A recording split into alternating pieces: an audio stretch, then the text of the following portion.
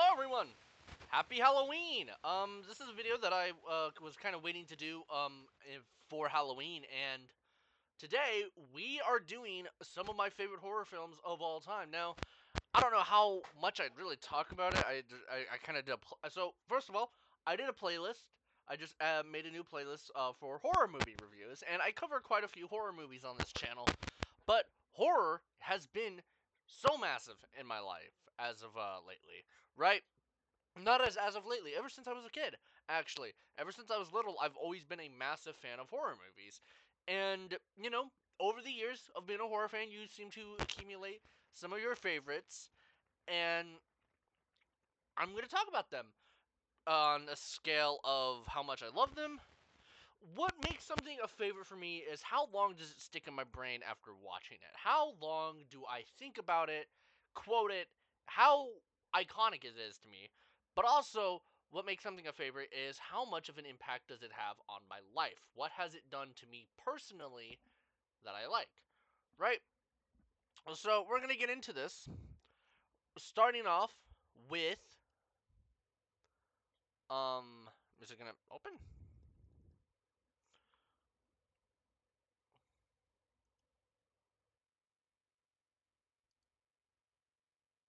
Oh, okay.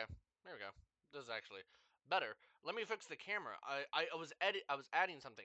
Oh no, it's gone. What the fuck? There we go. Hold on. I hate OBS sometimes. So, right off the bat, Aliens.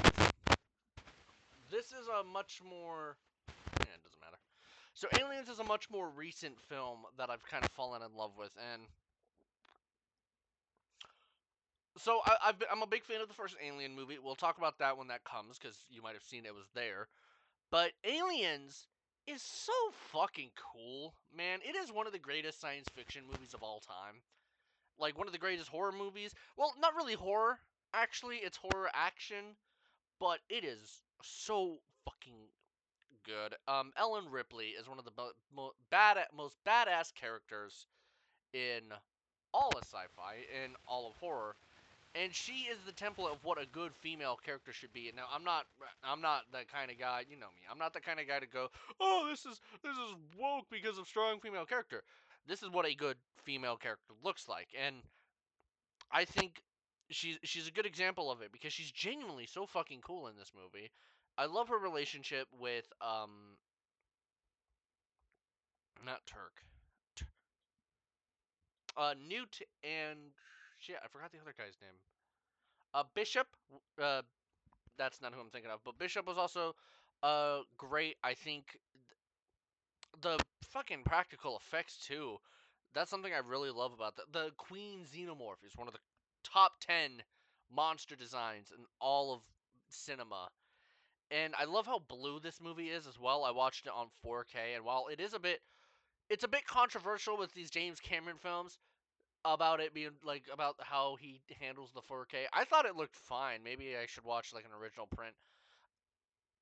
By the way, I did watch the theatrical version. There's no mention of Ripley's daughter or any of the colonist scenes were in it. Disney kind of wish that they released those more often.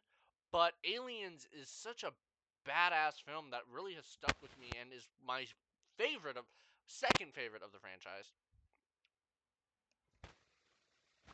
Um, goddamn. Right after Alien. Unfortunately for the series, they never really recovered after this. I haven't seen Romulus yet. I might watch it tonight for Halloween. But the series never really had a good recovery after this. Alien 3, which I watched after, complete dog shit, genuinely. I really don't like Alien 3. Alien Resurrection was fucking stupid. AVP films are fine. The first one was like, okay, cool, Alien versus Predator. Second one was dog shit. I don't like what Prometheus did to the original film. I'll get to it when we get to Alien, and Alien Covenant was whatever. And again, I haven't seen Alien Romulus, but Alien Earth, which I actually just did a review on, was a bit disappointing. In all honesty, it's only been like what, a month since that ended. Either way, Aliens, great movie. I love it a lot. fantastic practical effects, fantastic visuals, cinematography. It's a great movie and holds up extremely well. All right, Frankenhooker. Oh boy, I haven't even ranked this one. I watched the movies, guys. I just don't use Letterboxd. Let's give it like a 4 star. Frankenhooker. Okay, so I love horror movies of all kind. I love the philosophical, psychological horror films. I love the elevated horror. I love, well, kind of. I'm not a big fan of possession films. I'm not a big fan of, depending on how it is, paranormal movies. Depending on how they do that, I'm not the biggest fan of paranormal films or really just religious horror. And it's not because of like I'm a Christian or anything. It's just it doesn't appeal to me. Honestly, I like schlock. I like schlocky, fun, entertaining, and also well made. And Frankenhooker here. Can I zoom in? Oh no, it doesn't. So I saw this twice now. I saw it last year in November, and then for Halloween again, I saw it again. But I actually have a long history with this movie because when I was little, this came up. And again, I like these weird kind of movies. There was also Brain Damage I found, which is directed by Frank Canelotto. I never saw Basket Case, or I never saw Brain Damage either, but I knew of it. But Frankenhooker popped up in like a monster thing. It popped up in a video, and it interested me because I was a little horny boy. And so I looked it up. I wanted to see some boobies. Oh boy, boobies did I get. But then when I watched it for the first time recently, oh, there's boobies on my TV. No, it's fucking. It's genuinely a good film. I genuinely do think it is a really good film because of how surprisingly feminist it is. People are going to look at this and think, oh, it's going to be derogatory towards women. Nope, it's actually very pro feminist movie. And I like that. I really like that. And the monster design, the actual Frankenhooker herself, Elizabeth, genuinely great design.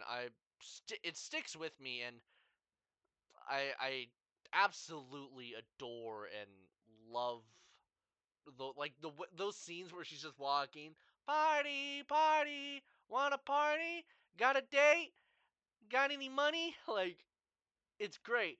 But the movie does kind of it takes a bit to get started. But as soon as the hookers start exploding, it's like movies like this that sound like a parody that you'd see on TV. Like, hey Bart, you want to go watch Frankenhooker? Yeah, man, let's watch Frankenhooker. And that's why I was interested in watching it because I would always quote it to people. I'd be like, let's watch Frankenhooker as like a joke. And I was like, I wonder what this is. Dead Meat was covering it on the kill count. I wanted to watch it, and it ended up being one of my favorite horror movies of all time because it's so unapologetically goofy. So yeah, Frankenhooker. I'm curious on what people are saying about this. Can't a woman eat pretzels? Drink every time he says Elizabeth. Elizabeth, you're not a hooker. All right, so now let's actually get into some serious stuff here. Child's Play 2. Like I mentioned, I've been a horror fan ever since I was a little kid, and this might be the reason why. So horror when I was little did scare me. I was scared of horror movies as a kid. There were Leprechaun scared the shit out of me when I was little. Seed of Chucky scared the shit out of me when I was little. Funny how those are the ones that scared me, but something about Chucky. I don't know what it was. I don't remember, but there was something about Chucky that really got my interest, and yeah, I honestly, so Child's Play 2 was the first Chucky movie that I seen. Was the first one I watched because they were all available for free to watch. Child's Play 2, 3, Bride, Seed. Curse was not out yet. Curse was not out yet. And actually, dude, I remember like the excitement I got because we would go down to the Save Mart and there would be that little movie section and I would just patrol it and I saw Curse of Chucky and it was like, oh my god, a new Chucky movie, and I got it for my birthday and I watched that thing so much. But Chucky here, Child's Play 2, I didn't see the first one for a bit. I have a story to tell about that one. Child's Play 2 was the first Chucky movie I've seen and it really really stuck with me. I think this is the best of the series without a doubt. But this is what really got me into horror. Chucky himself, Chucky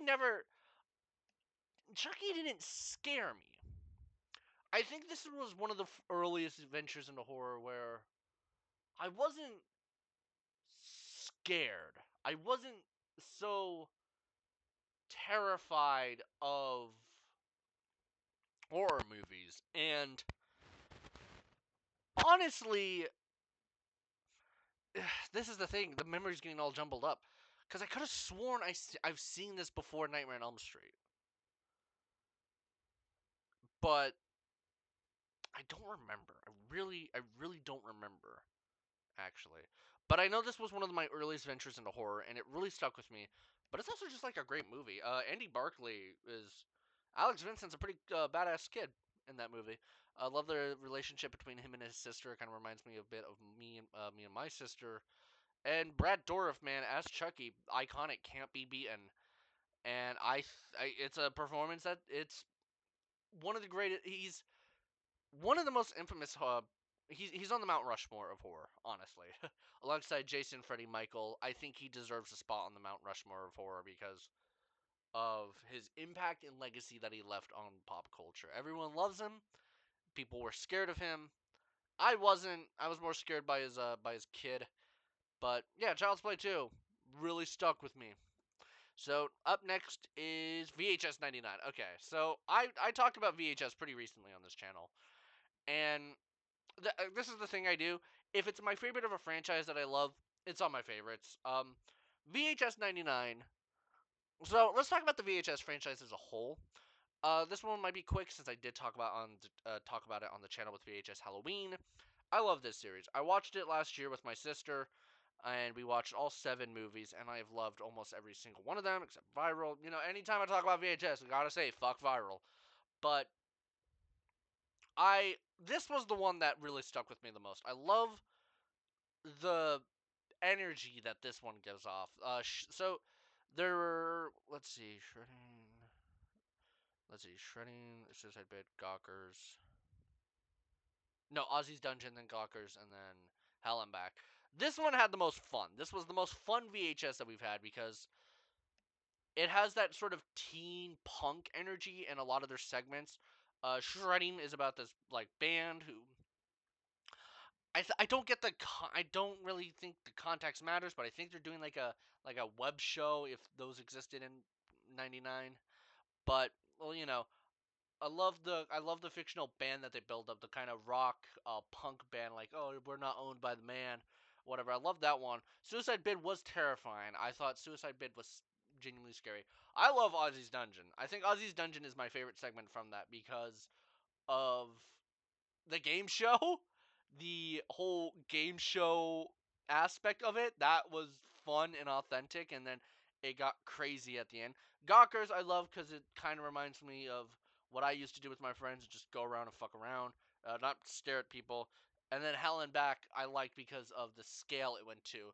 And I know this one usually ends up a lot lower on people's lists, but it's my favorite of the franchise because it's the one that brought me the most entertainment. I don't think a single segment really missed in it. And that's the thing with some VHS segments is that there's that one segment that you don't really care about and it's like, okay, can we get to the next one?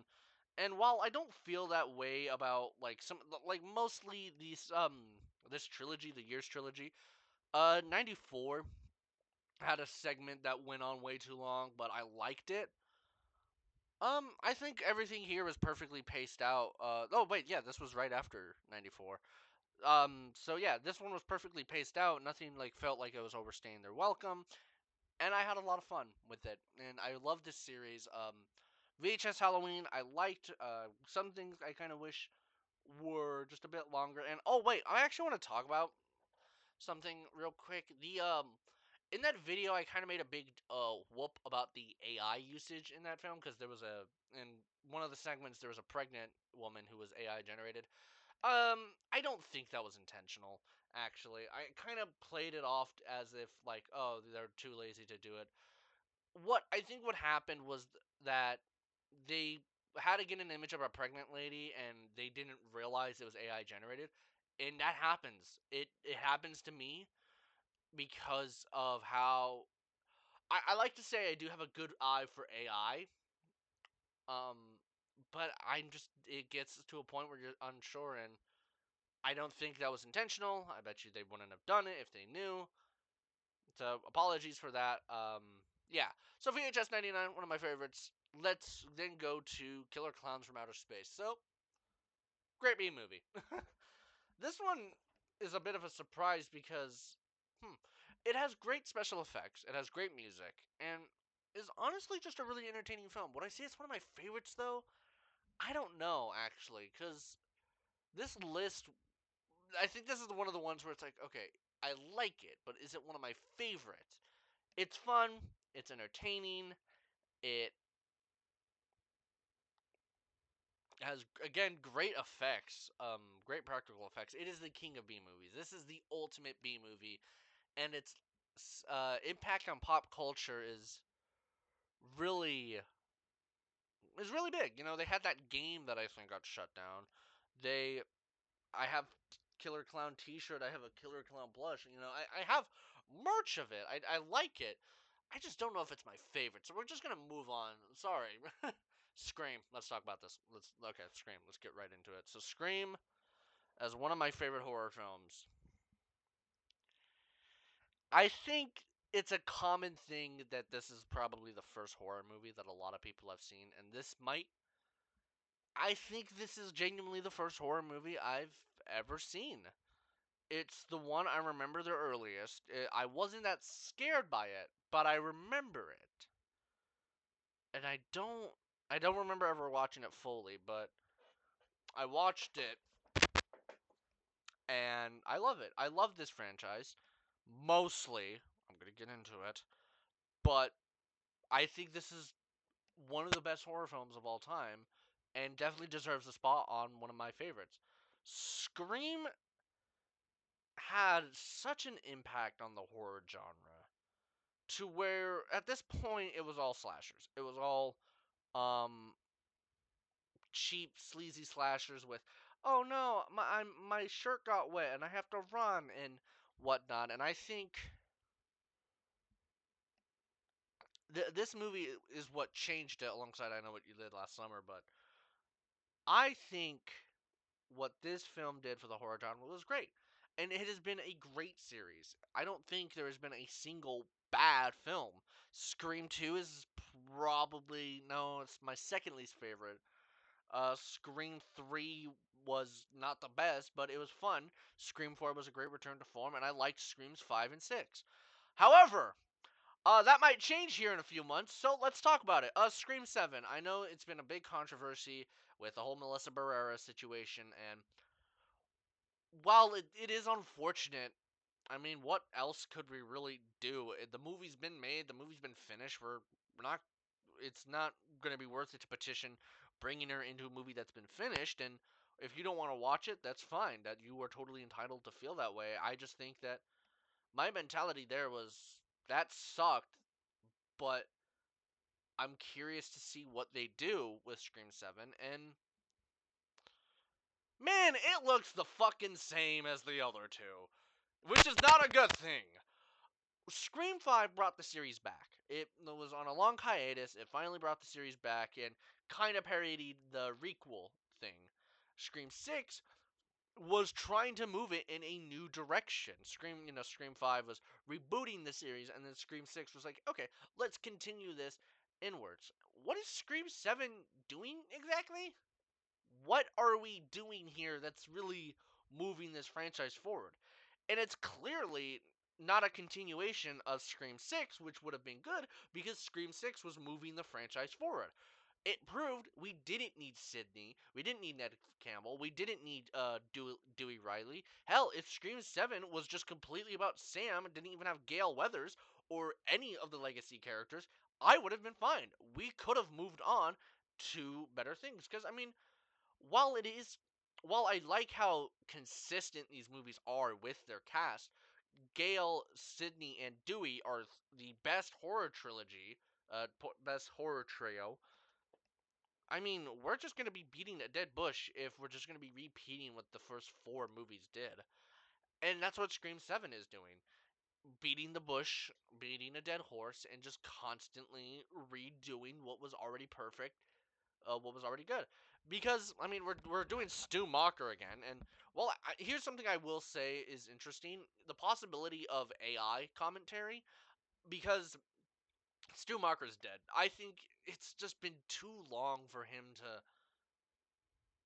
have. I mean, and Dewey Riley's returning, and Roman Bridger and whatnot. They've been dead for a long time. I think there is going to be a message about AI use, which is relevant. It is appropriate. I do think that will work. Kevin Williamson is directing, and I would like to see what he does with the Scream series because he's been with it since the start. Hello, Sydney. Oh wow, look at this, another Ghostface. Cool. Whatever. Am I gonna see it? I don't know. Enough ranting. Let's get into Nightmare on Elm Street. So I'm crediting a lot of horror movies for getting me into horror. Scream didn't get me into horror. Scream introduced me to horror. Child's Play was my first steps, and now Nightmare on Elm Street was my full venture. Nightmare on Elm Street is not only just fucking perfect movie. Freddy Krueger is one of my favorite slashers because this series is so unique. It is so special, and I just don't know how to really explain it. A guy who haunts you in your dreams. That's great. Robert Englund is fantastic. He just got a Walk of Fame star today, which is fucking badass. And this movie scared me.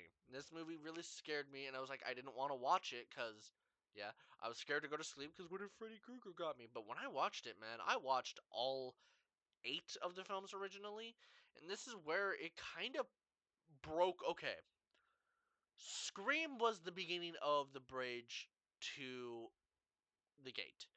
Child's Play kind of knocked the gate over. Nightmare on Elm Street broke it, and I was introduced to horror. It introduced me to Jason because of Freddy vs. Jason, which got me into the Friday the 13th series. And because I would watch stuff about that, I got introduced to Leatherface. I got introduced to Michael Myers. I got introduced to Pinhead, Hannibal Lecter, Ash Williams. Fucking who else did I get introduced to? Billy the puppet from Saw. Although I thought his name was Jigsaw. Uh, um, literally introduced me to some of the biggest horror franchises. But also, this first movie is so well made. That theme that plays, it's so dreamy. I mean, that's the point. It's so hypnotic and really gets you sucked in, and I love it. I love it so much. Heather Langenkamp is, because these aren't just like sexy teens to be slashed up like the Friday the 13th or the Halloween. These are actual like misfits who are smart. Heather Langenkamp is, as Nancy Thompson, a great final girl. And then I did see the sequel. God, this is where my memory's getting kind of. I think I saw A Nightmare on Elm Street 2 first. I watched these movies out of order. I'm trying to remember. I think I saw Nightmare on Elm Street 2 way before. I don't remember. But Nightmare on Elm Street 2 I liked as well. Had Jesse in it. It's kind of the black sheep of it because it doesn't really get addressed. Nightmare on Elm Street 3 brought back Nancy, and then that led to 4. That led to 4 and 5, and then 6 was kind of its own thing. New Nightmare was bringing it back around to 1, and then Freddy vs. Jason was continuing. 2 doesn't really have that treatment, which is weird, but 2's a good one. 3 is probably the second best in the series. 4 was alright, 5 was bad, 6 was dog shit. New Nightmare was great. Freddy vs. Jason was fun. Again, that was what introduced me to Jason. And then the reboot. So I had these two DVDs that had the first 4 and the last 4, but I didn't know what the reboot was. And because I was also into Lego, I would look up Nightmare on Elm Street Lego, and that was what introduced me to the reboot. I had no idea what it was, and a year later, my sister comes home with the DVD for the reboot. I didn't remember anything about that movie, and then I rewatched it a few years ago. Man, why does Freddy have to be a pedophile? I know it's implied in this movie that he did some things to the kids, but I think it's better to just not have it that way. Kid killing is bad enough, but what makes Freddy Krueger is still lovable because of how much of a wisecracking asshole he is. It never felt gross. It felt evil, like comically evil. This is where it gets a bit tricky. I mean, like I can draw the line. I could excuse kid killing. When you make him like that, ew. All right, Nightmare on Elm Street talk over. Rocky Horror Picture Show. I've been talking about this one a lot. So now we're in my top 5 favorite horror films. Rocky Horror Picture Show was a movie that I saw when I was sick. I watched it my freshman year because I've always been interested in it. I've always heard that this movie had some sort of legacy around it and what it was. Like it had like a weird theatrical element. It would constantly be in theaters. It's coming to theaters next month. Yeah, in just a few weeks, which I'm hoping to see. Uh, and like you would interact with the show, which was the stage play. Unfortunately, I think I should have watched the movie first. That way, I enjoyed the stage play more. I was also sick. I don't remember anything from the stage play. I have a few videos from like a long time ago about it. But yeah, then I watched the movie, and what really hooked me in was the soundtrack. It's such a unique movie too. I mean, nothing makes sense. These are transvestites from Transylvania. Transylvania, yeah, they're from a planet called Transylvania. Um, uh, Frankenfurter, great villain. Also, just great by Tim Curry. Um, I listen to that soundtrack so much. It's so perfect. I really think this is such a great movie. I might rewatch it soon, or hopefully in theaters. And yeah, it's also an empowering movie, like I've mentioned before. I might shorten this segment down if I get back to that favorite movies of all time.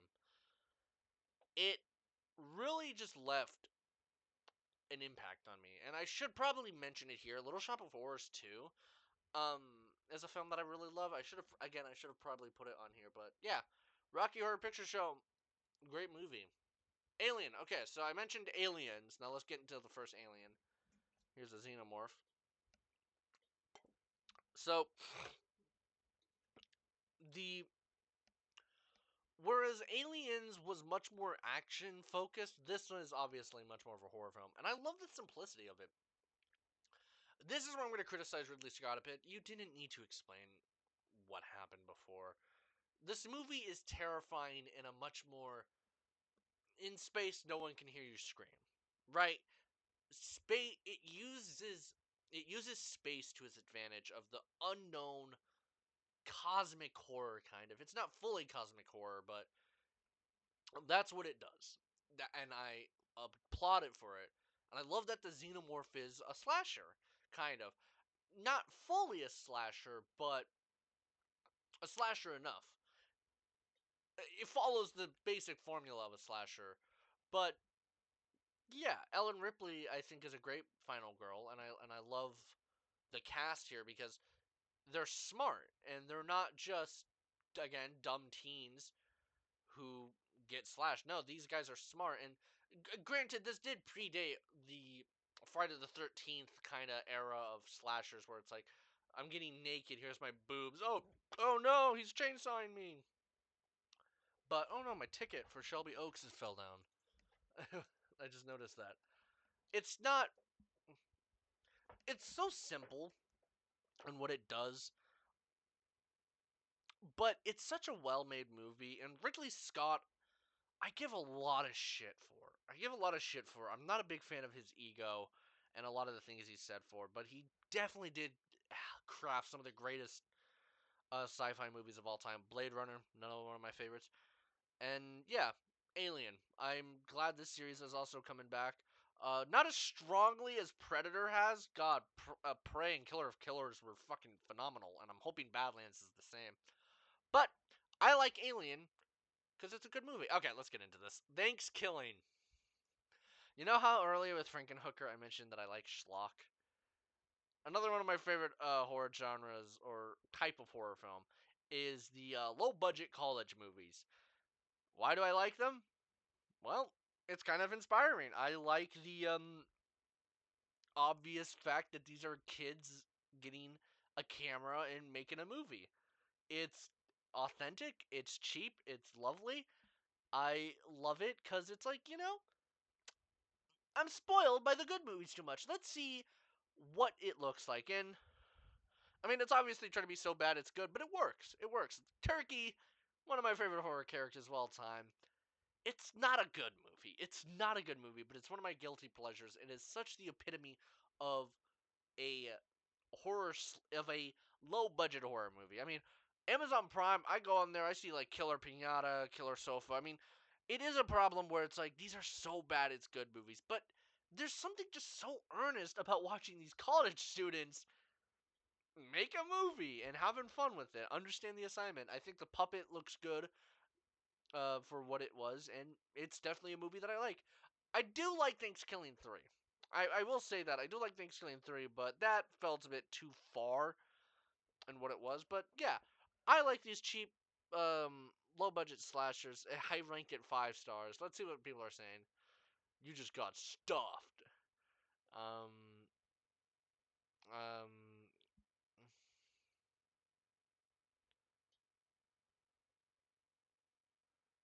Thanksgiving. American Psycho. Wow, quite the difference here. So American Psycho is another. I watched this one when I watched American Psycho when those movies were when it really got popular again.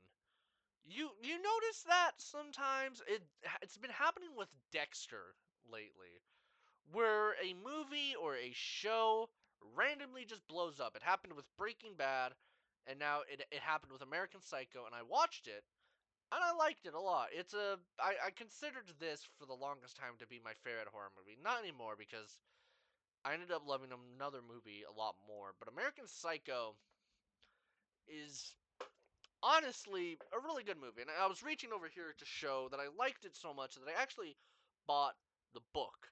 Have I finished it? No. But I plan to before the new movie comes out.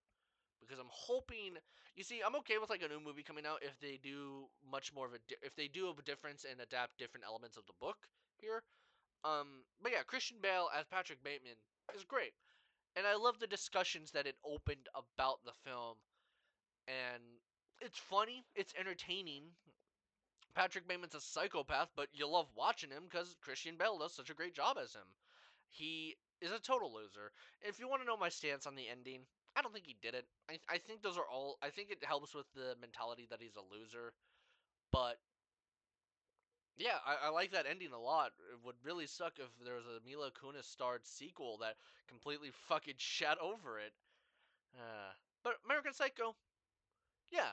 Did it change my life in a big way? No, I don't think it did. I think part of this movie does have its legacy tainted by the Sigma boys who the laser eyes and Joker. Ugh. All right, that's American Psycho, but let's get into it. Let's get into my pride, my love. Why is this not liked? My love, my joy, the Lost Boys. I'm a big fan of the 80s. As you may tell by like the shelf here and what I like in my banner, my room, I love the 80s. I love 80s movies because they just have that certain charm to it. I love 80s video games. And yeah, Lost Boys is probably the epitome of 80s. You got Corey Feldman, the kid of the 80s. You got leather wearing vampires. You got this, oh my god, the atmosphere in this movie is undeniable. I love it. And I hear this a criticism sometimes. The kids in this film aren't that bad. They help add to the charm of the movie. The sort of hypnotic cinematography, Cry Little Sister, is such a great song. And I honestly I just love this movie so much. And it's one of my favorite films of all time. It is the definition of an 80s film. I just that so many scenes have stuck with me. Michael, Michael. They're maggot. Those are worms, Michael. You're eating worms. And again, it's just what I like about like these kids. They run a comic store. I like comic books, and they seem to talk about comics in a professional way. It's not just like, oh, Superman versus the Hulk or whatever. They talk about it in a nice way, which I do like. Corey Feldman and Corey Haim have a great relationship in this film, and they did in real life. R.I.P. Corey Haim. And yeah, that's much I can say. Joel Schumacher, who did Batman Forever, did this, and I learned that he passed away a few years ago, which sucked. And Val Kilmer, R.I.P. But yeah, this is my favorite horror film of all time. And it's not like a case where these two alternate between being my favorite, because I think Lost Boys is so definitively my favorite horror movie. Sexy vampires. Oh, how could I forget the sax guy? How could I fucking forget what's his name? Tim Capello. Dude, he's on a Gunship song, Dark All Day, and I fucking love that. I fucking Gunship as a band, I gotta listen to more of them, but I love that music video and I love that song. And I mean, come on, I love saxophone. I listen to the Midnight. They're Saxophone City. Um, because of Justin Clunk. Yeah, the vibes, the aesthetic, and these vampires are honestly really well portrayed. You know, these were the OG sexy vampires before Edward and fucking Remick. Oh, that was another movie I saw recently. Sinners, great film. But yeah, I think that's it for this video. I honestly, I love my dogs are barking. I love horror.